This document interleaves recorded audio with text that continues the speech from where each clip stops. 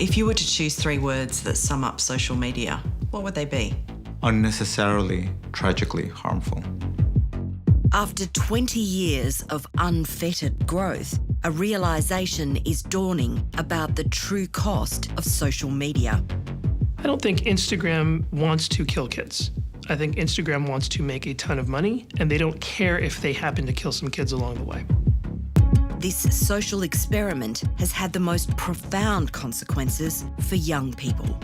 We let a stranger into our house every night that does the most horrific things and can manipulate a child's mind. This is an urgent crisis. Millions of teens are having their mental health compromised. I think Mark is responsible for what happened to these kids. Would you like to apologize for what you've done to these good people? Fix it. Your algorithms are targeting the mentally unwell and children. Those algorithms are also spreading disinformation. As the world focuses on US politics, democracy is under threat. Insiders are sounding the alarm. It's a feeling like you are in a car hurtling toward a brick wall or some danger that you know is coming. Online anger is spilling onto the streets. These were our first social media riots. Inside these vast, soulless business parks of Silicon Valley, they're shaping the way the rest of us live. But it's not all likes and cat videos. Around the world, momentum is building to finally hold social media companies to account. In this episode of Four Corners, we speak to some of the key players in the fight to make that happen.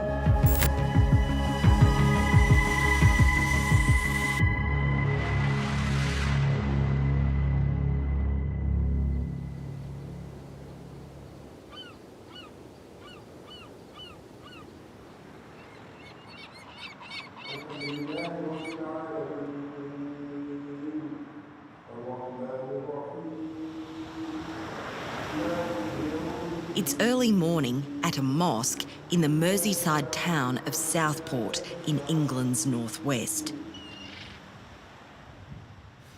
Don't attack other people for no reason. Don't harm the community that you're living in. Don't harm. We've come to visit this community as it recovers from a frightening attack.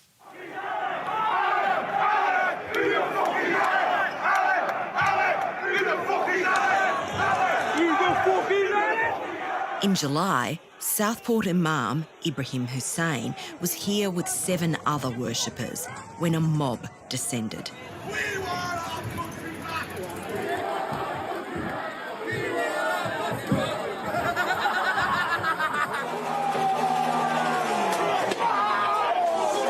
We are no match to them. We're feeling intimidated, frightened. And then, of course, they got vocal, they got louder. The Imam and his men barricaded themselves inside. We went to watch the CCTV, and then very soon we discovered that the smoke and the fire is being thrown at the window, and all the smoke is coming inside. If we didn't die in the hands of the mob, we're definitely going to suffocate with the smoke.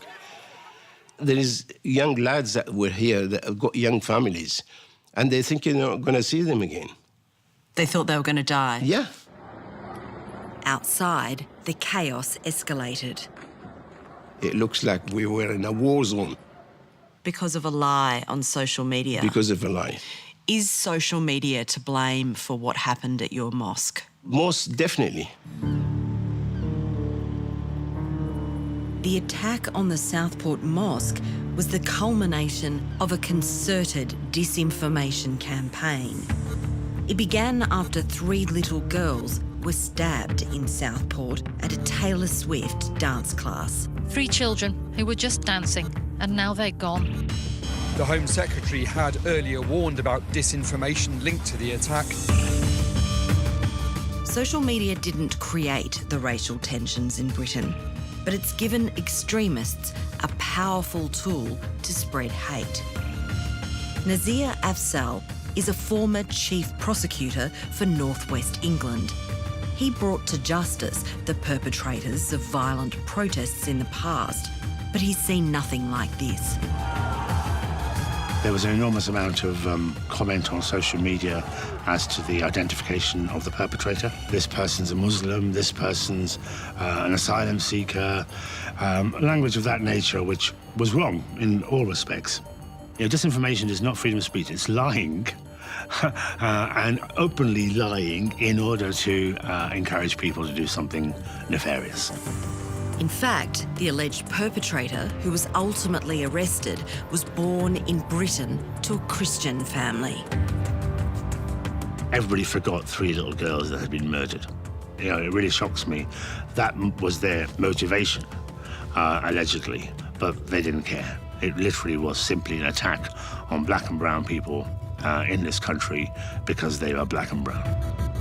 What I do know is something is going horribly wrong in our once beautiful country. It was the worst civil unrest in the UK in more than a decade. You don't protect our children, but against us, we're coming for your families on your street. These were our first social media riots. People were using social media to create fear. The disinformation about the attacker's identity had spread after a series of posts on X, formerly known as Twitter. The posts were amplified by notorious influencers linked to the far right, people like Andrew Tate. So an undocumented migrant decided to go into a Taylor Swift dance class today. That's right, somebody arrived in the UK on a boat. Shadowy extremist accounts on Telegram and others on X with hundreds of thousands of followers pushed the narrative further.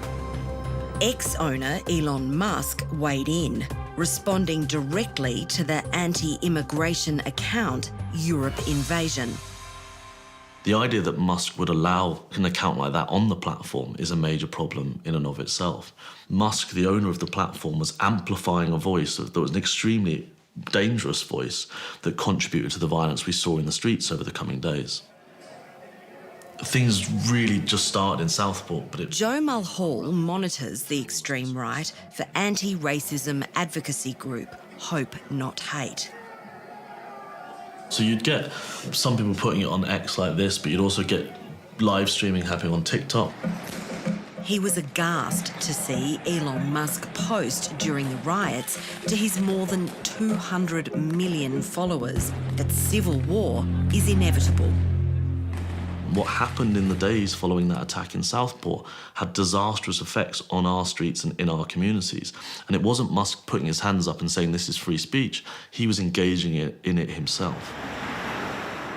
Some of the biggest players spreading misinformation, disinformation and hatred in the period running up to and during the riots were individuals that had previously been removed from Twitter, but Elon Musk allowed back onto the platform. As a social media riot, we're going to have to look back at this and see what we can learn from this. Platforms themselves, social media platforms, have a responsibility, and we didn't see it being exercised. You say these were the first social media riots. Will they be the last? I have no doubt that there will be other social media riots. To understand why Britain erupted in this way, it's instructive to meet a far-right figure like Patriotic Alternative's Mark Collett. Mr. Collett uses social media to disseminate his xenophobic agenda. His anti-immigration rhetoric has seen him banned from Facebook and X, but he supports where Elon Musk is taking social media. I think social media is important.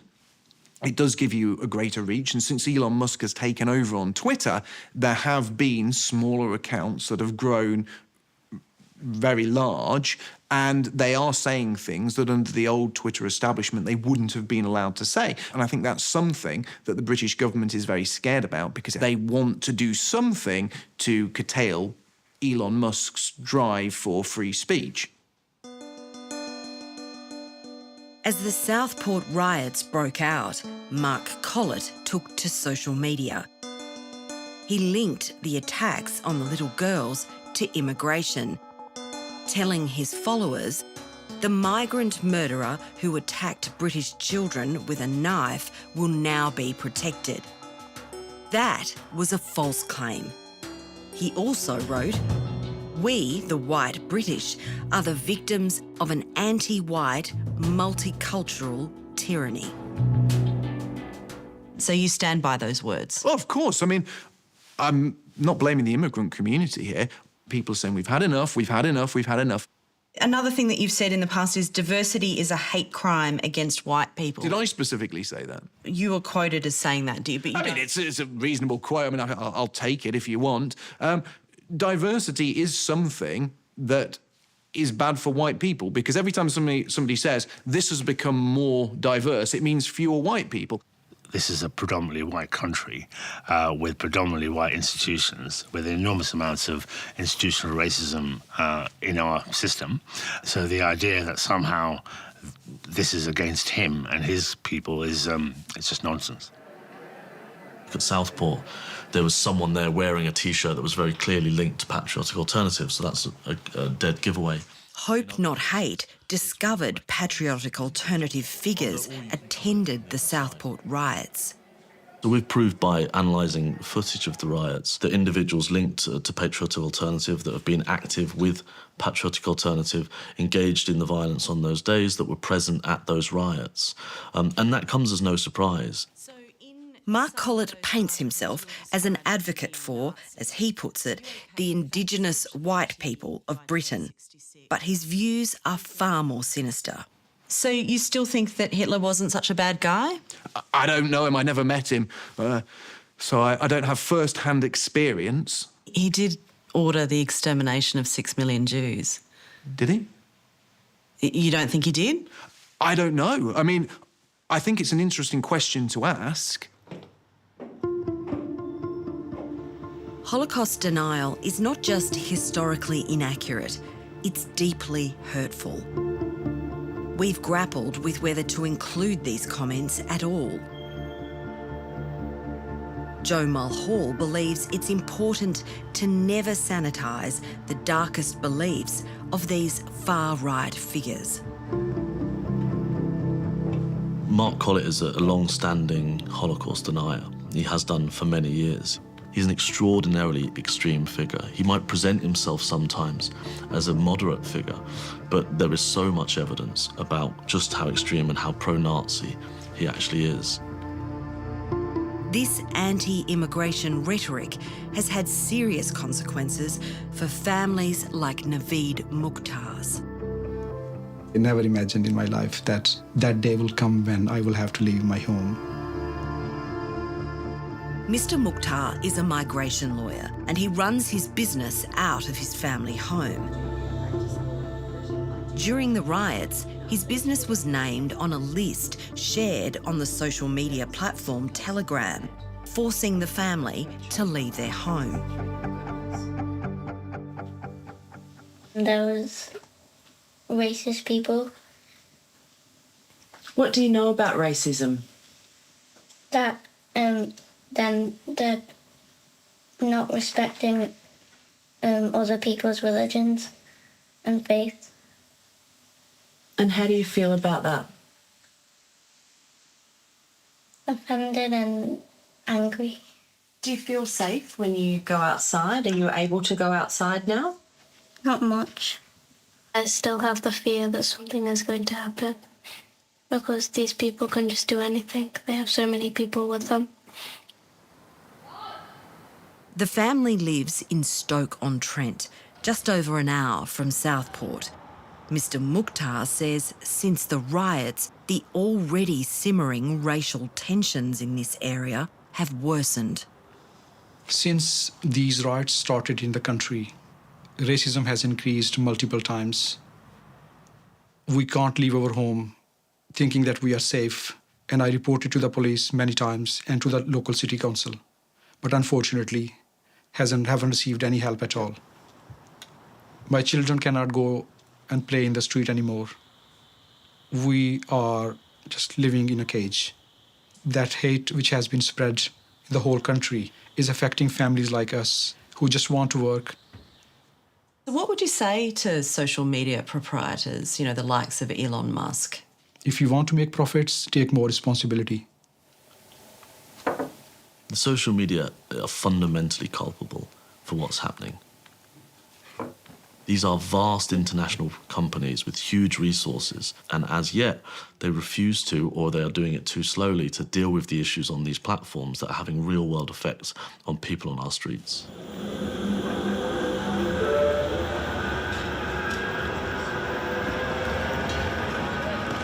Andrew Kong saw this up close when he worked as a planning analyst for the social media company TikTok. So I've seen so many videos, people dying, people, committing suicide, people getting beheaded on a platform that is targeted toward younger generation and younger people. It's horrible. We are far too soft. TikTok says it has strict controls for those under 18. We set up an account for an adult male TikTok user and entered the search term Immigration UK to see where the algorithm took us. Within minutes, the suggested content turned xenophobic and dark. Do Muslims have to pay council tax? Congress are going to be Muslims. Soon England won't be England, it'll be Islam. The more time you spend on it, you're going to go down further into the rabbit hole. That's sort of kind of like how they keep you addicted, entertained.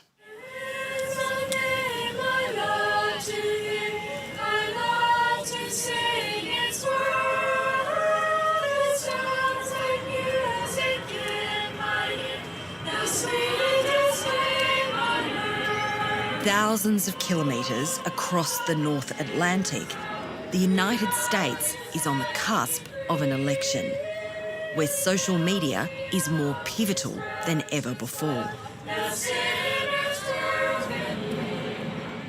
One of the biggest challenges that I face is mis and disinformation. Joe taught me rule number 1, carefully hide your total incompetence.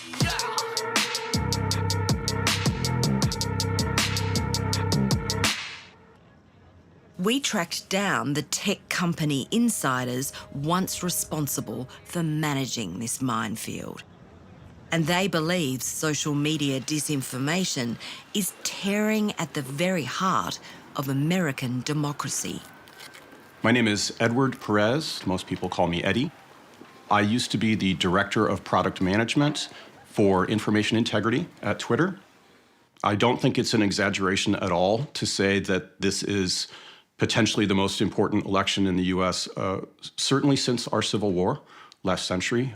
It's a feeling like you are in a car hurtling toward a brick wall or some danger that you know is coming, and there's not a lot that can be done to stop it. At Twitter, Eddie Perez led the team tasked with tackling false information on politics and public health and monitoring extremism. He left in 2022, just before Elon Musk took over and slashed thousands of jobs. This is now a company that instead of having roughly 8,000 people, it has approximately 2,000, I think. So there's a tremendous amount of institutional knowledge that has been lost. In terms of infrastructure and elections in particular, even the attempt to try to achieve accuracy of information, those standards are now gone. The attempt to balance freedom of speech with quality of information and reduction of harm was a very, very serious part of our mission. And in its place, Twitter today is, the most generous thing you can say, is a wild, wild west.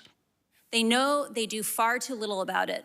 The concerns about democracy aren't confined to X. Facebook is a company that is paid for its immense profits with our safety.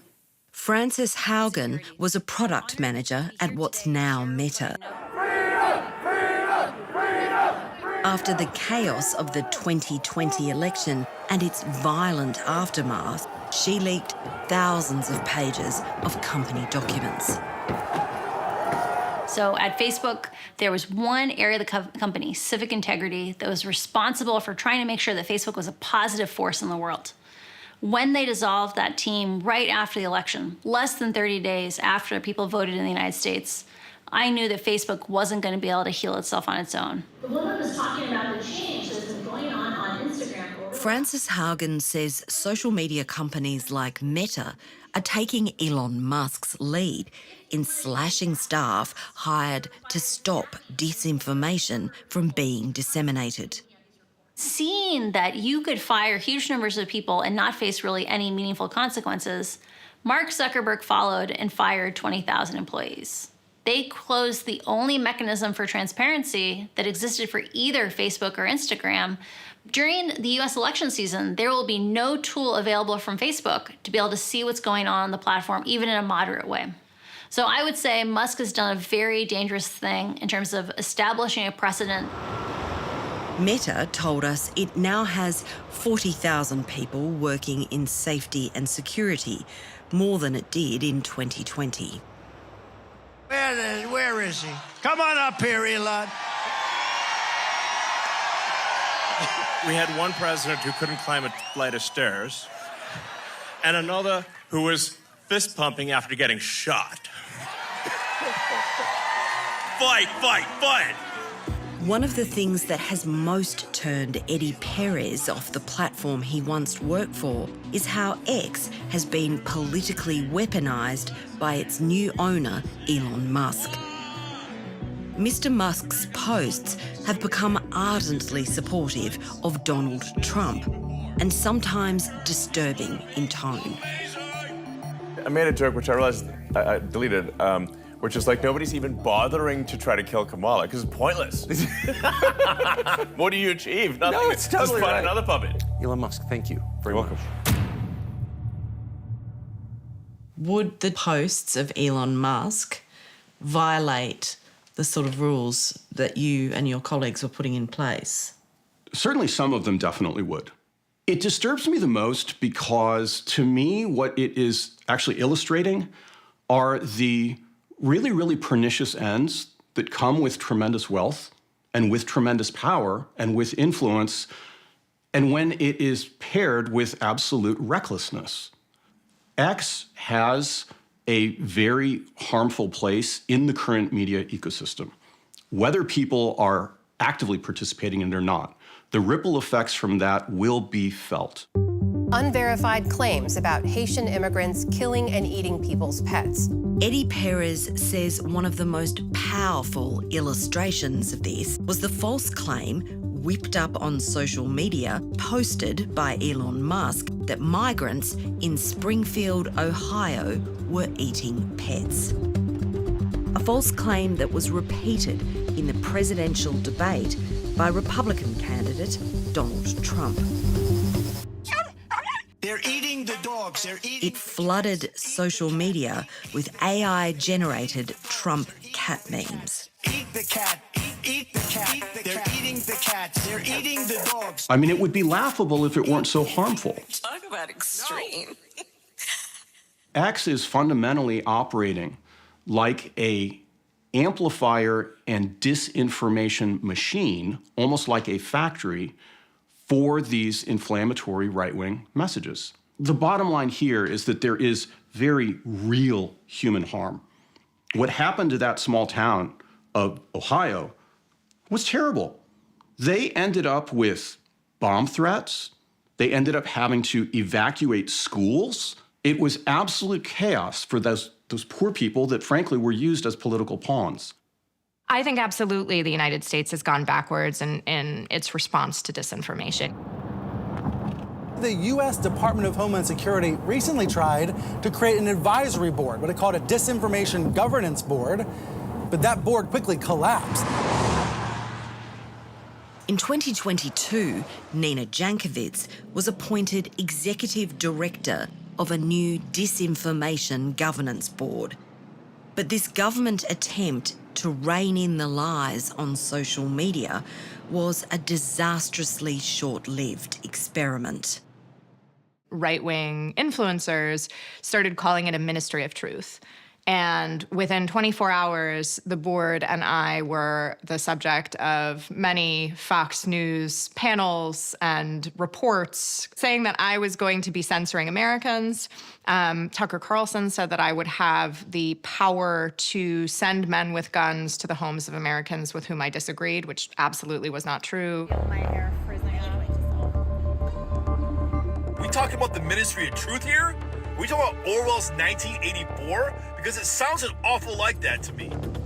Flooded with threats and the most toxic of online hate, Nina Jankovic resigned from her position after 3 weeks. No, nada, nunca. The worst part was that they went after me and my family. It led people to dox me, so to release my home address and phone number and that of my close family, to threaten me. Credibly, I, had to consult with the Federal Protective Service. And at the time I was pregnant. I was just a couple weeks away from becoming a mom, and they were threatening me and my unborn child. In America, children are now at the centre of the battle against big tech.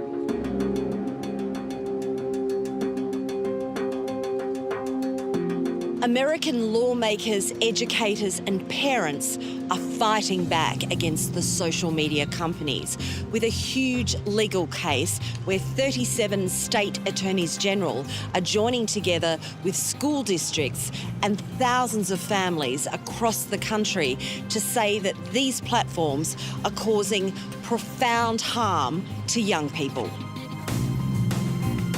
Previn Warren is one of the lawyers running the case against the social media companies. 5 other state attorneys general are running their own cases. A lot of these parents have lost their kids, and they've lost their kids needlessly through the absolute wanton negligence of these platforms. Mr. Warren was at Harvard when Mark Zuckerberg launched Facebook and was one of its first users.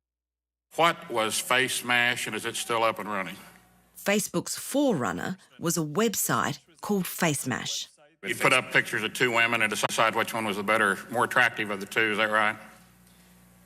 Congressman, that is an accurate description of the prank website that I made when I was... That's the origin story of Mr. Zuckerberg's entire empire. And fast forward to where we are now. And fast forwarding to where we are now, what is the impact on teenage girls?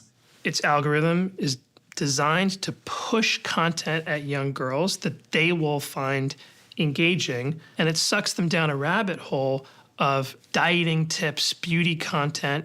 We should not be living in a society where young women are made to feel by powerful, rich tech companies that they're not good enough.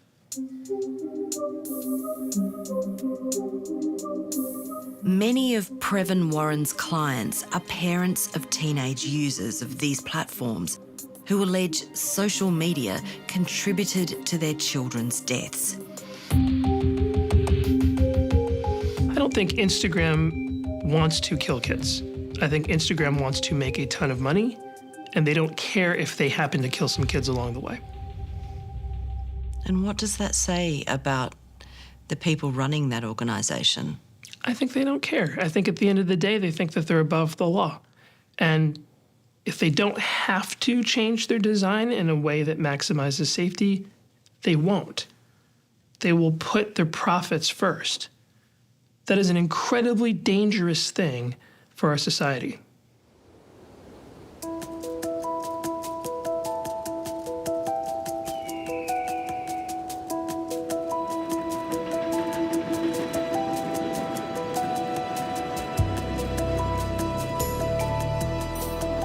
We went to a tiny town in rural Colorado to hear just how dangerous it can be. It's corn harvest time in Merino. Population 281. One of the young people from this town is not here to tell her story. But her mother, Laurie Schott, wants the world to know it. Her name was Anna Lee Schott. Everyone called her Anna. She was an adorable little country girl. She was about 5 foot tall. She weighed 100 pounds. She was my shadow all growing up. Laurie Schott is one of the thousands of parents across America suing the social media companies. Why are you speaking out, Laurie? Sorry.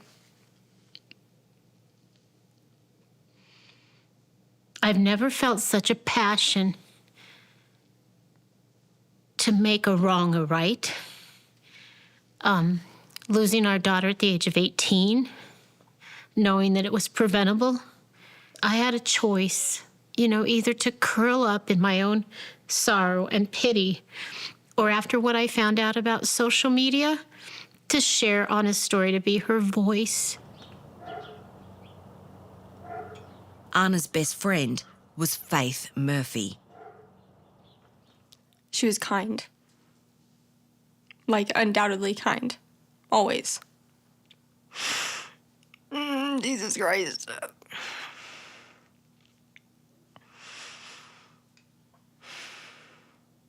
To anybody and everybody, all the time. Faith says they would spend about 10 hours a day on Instagram, Snapchat, TikTok. Tell me about her use of social media. It was gnarly. It was bad. Gnarly. Nonstop. Continuous. She was so desperate to be on those platforms. If you take a phone, she'd find an iPad. Then I tried to figure out if she was on her school computer or her private computer. She would be doing her chores. The phone was in her hand. She would be riding in the arena with her horse. Her phone would be in her pocket. And it was her constant companion. And she said she needed it for schoolwork. Well, I don't think that was what was going on. She needed it because she was on these social media platforms and did not want to give it up. Because she was addicted. Because she was addicted to it. Yeah, I think everyone that at that age is addicted to social media.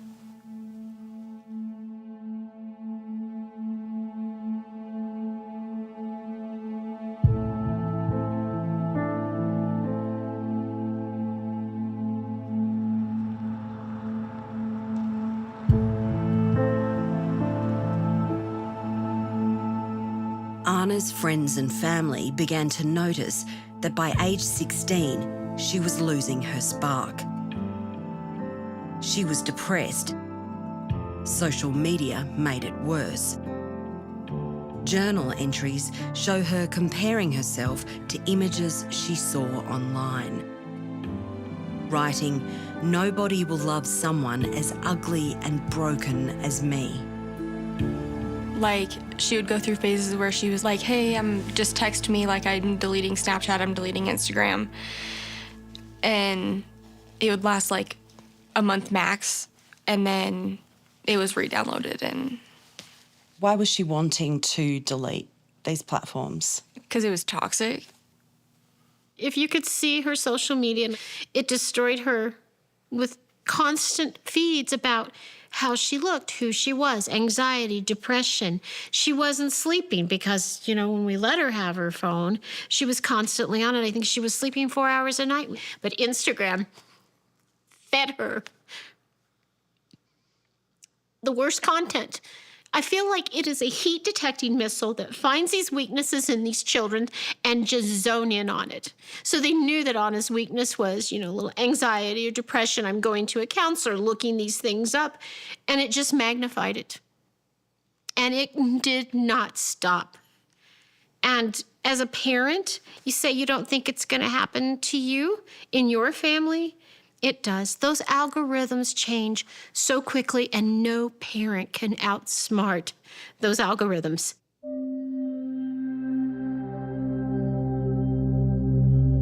The TikTok algorithm pushed deeply disturbing videos on Anna's For You feed. It curated content that constantly referenced death and suicide. Laurie Schott only discovered this after Anna died. She found a page in Anna's journal headed TikToks with the handwritten words, "Technically, if I kill myself, the problem would be gone."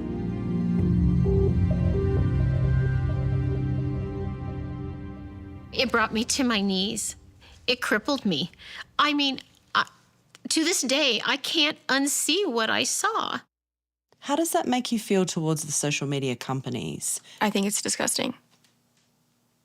Fix it. Your algorithms are targeting the mentally unwell and children and worsen all of the shit they're already dealing with. TikTok says it has strict community guidelines and doesn't allow content depicting extreme violence, self-harm, or promoting eating disorders. To find out what the tech giants knew about the dangers to young people like Anna Schott, we've travelled here to San Francisco to meet Silicon Valley insiders who were alarmed at what they saw when advising the social media companies on trust and safety. My name is Arturo Bejar. For me, I mean, the reason I'm here talking with you, right, is this shouldn't be happening. And every parent should know how bad it is.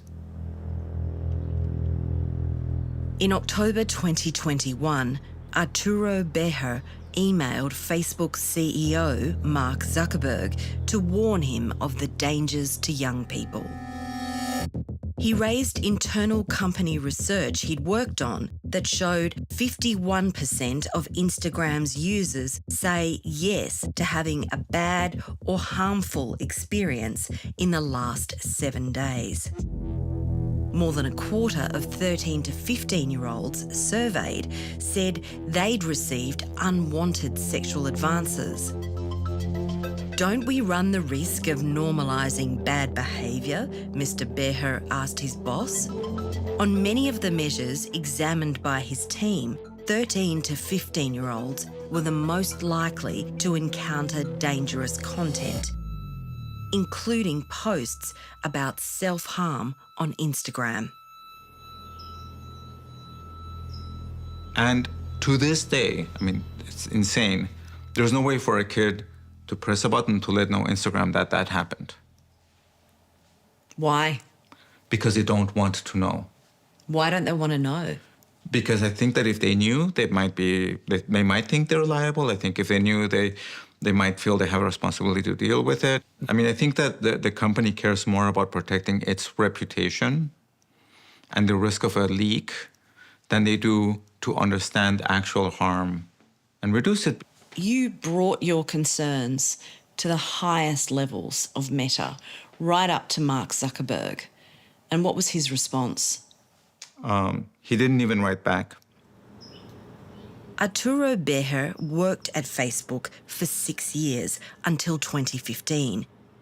When he returned to the company in 2019, he was horrified to see most of the safety measures to protect young people that his team had put in place had been removed from the platform. He also wrote to the head of Instagram, Adam Mosseri, about his concerns. And I had my meeting with him, and he understood everything I was talking about. He didn't disagree with any of it. So that was 2021. What did he do? Nothing. How does that make you feel? Well, that's why I whistleblow, right? How many kids, right? What is his legacy? What is Mark's legacy when it comes to teenagers, right? What is his legacy?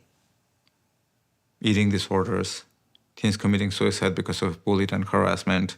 So much harm to the people that deserve to be protected the most. They're here. You're on national television. Mark Zuckerberg testified before the United States Senate Judiciary Committee. Would you like to apologize for what you've done to these good people? Apologising for the harms his company had caused to young people. Arturo Beher was there with the parents of teenagers who had died. I think Mark is responsible for what happened to these kids. Because if Mark woke up tomorrow morning and said, we no longer are going to show anything that has remotely to do with self-harm to 13-year-olds, it would take a few months for the company to be able to do that. They have the infrastructure and the capacity to do that. I've seen what the company can do when Mark deems it a priority, and I've seen how hard it is for a company to do something if Mark doesn't deem it a priority. So I think he has such responsibility when it comes to everything we're talking about. Meta disputes Arturo Beher's assertion that no action was taken. It says it's implemented safety features such as comment warnings and kindness reminders. The company has also introduced teen accounts, which it says provides teens with built-in protections and gives parents more oversight, including seeing who their teens are chatting with and setting time limits. Whistleblowers question whether these measures go far enough. If you were to choose 3 words that sum up social media, what would they be? Unnecessarily, tragically harmful.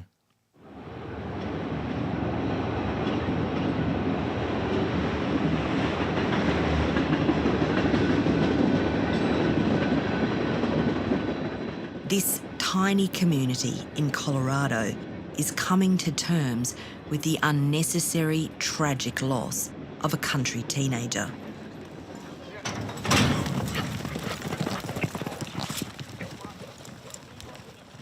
She was a beautiful little rider.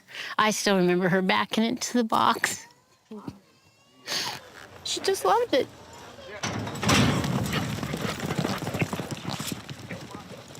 I felt like social media just stripped her confidence.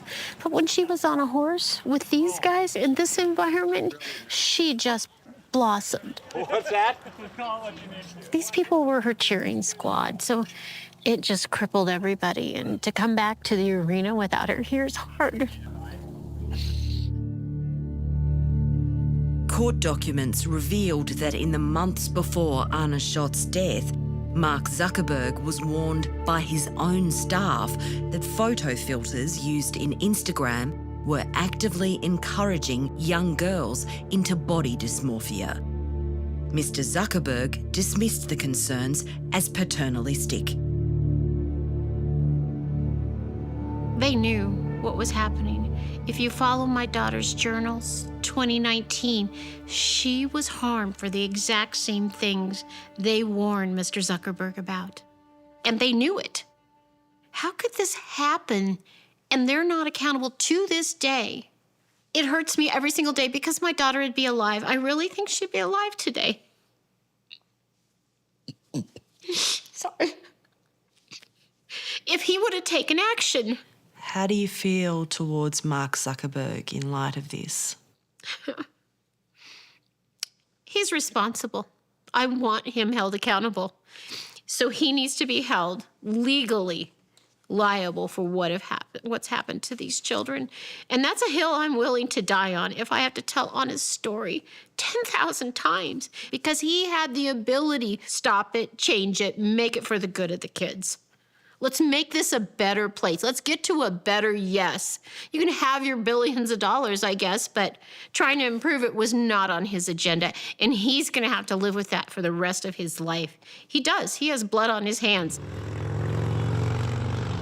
Meta says when all the evidence comes out, it will demonstrate that neither the company nor any of its executives will have any liability.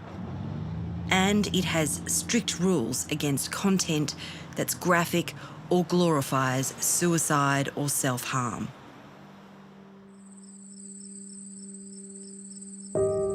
Anna Schott died by suicide in her own home.